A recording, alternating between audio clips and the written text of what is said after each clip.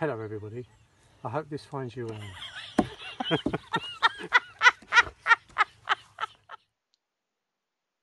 At the outset of this presentation, I'd like to thank Oban Tiree in helping me put it together. Some of the slides have had quite a bit of detail, so you may wish to pause the video to take them in. Together, parents, caregivers and teachers have done an amazing job of continuing our children's education outside the school environment, and it's vital that this work isn't diminished. Your feedback has been instrumental in helping us plan, and we thank you for your time and consideration.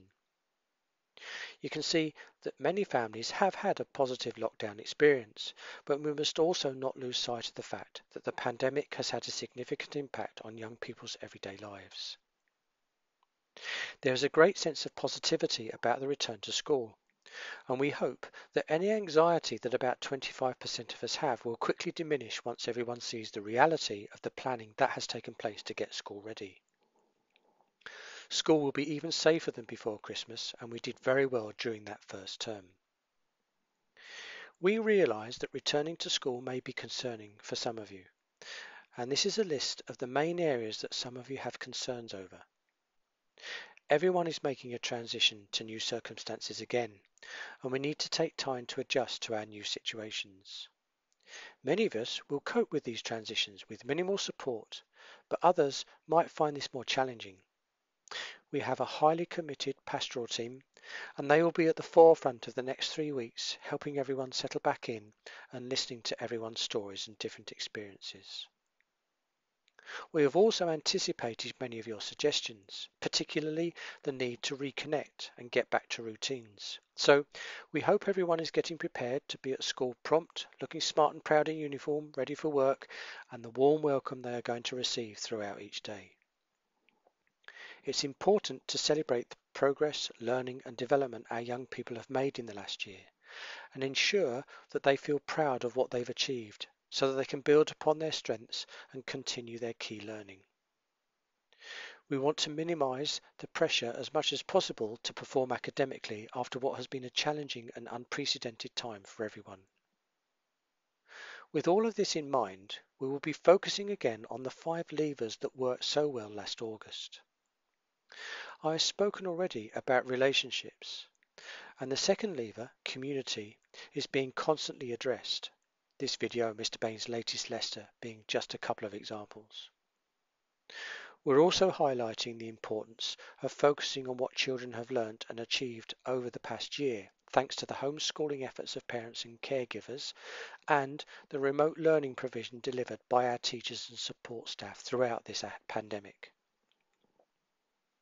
The next 2 levers focus on the curriculum and metacognition, or understanding one's thought processes. It's understandable that parents and caregivers are concerned that children have been missing out on many aspects of their formal education over the past year.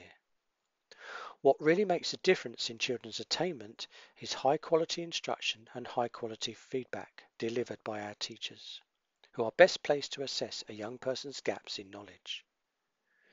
The final lever is all about giving everyone space over the next 3 weeks. It's what I call the slow hurry. It's important that our children know that education and learning is a lifelong skill, not a sprint. And it's vital for their psychological well-being that some of the rhetoric around catch-up doesn't detract from their achievements and progress during lockdown, and that we all have time to rediscover ourselves a little bit again in the school environment. The next few slides highlight that a significant proportion of people would like some sort of supported study over the Easter break. We were very mindful that we need to strike a careful balance here and allow for the recharging of everyone's batteries. We will be offering subject and level specific drop-in clinics, and Mrs. Jackson and Mrs. Cooney are organising this at the moment.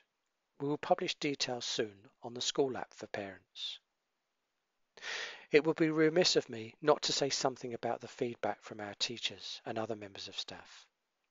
I'm sure you would all want to acknowledge the highly professional way that they have ensured learning has continued, and they have been rightly recognised for their efforts by several national review discussions we have been invited to take part in by Education Scotland inspectors. You will see that our colleagues are feeling very positive, but are also aware of all the issues I have touched on, and they have these in mind. You will also notice the tremendous sense of collaboration and the big team effort that we recognise will continue to be at the core of a successful recovery for everyone. Our focus for all of you is on a positive, supportive and welcoming return. We are delighted to have you back and are looking forward to supporting you in meaningful and productive learning. We have a shared responsibility to look after each and every one of us, and the need for all of us to help keep each other safe. Thank you for watching, and please stay in touch. Thank you.